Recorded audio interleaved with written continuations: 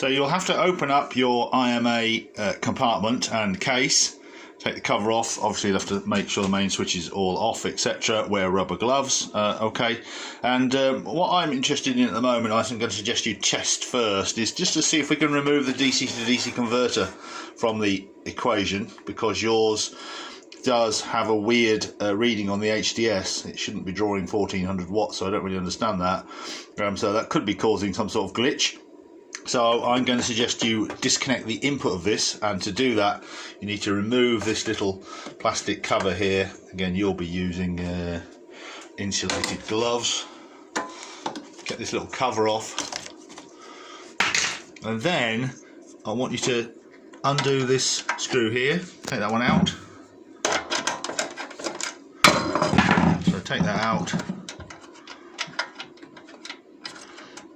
There we are.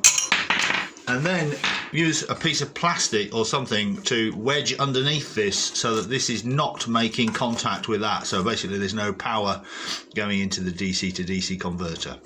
And also, if you want, you can unplug the DC to DC converter control plug there. There's a little tiny plug in there, so if you just press down on that top catch you can pull that out. That's the control signals for the DC to DC. So I'll try this, then clear the faults and turn the car on, and with this wedged up so that it's not making any contact there, see if the BMS fault comes back after you clear it.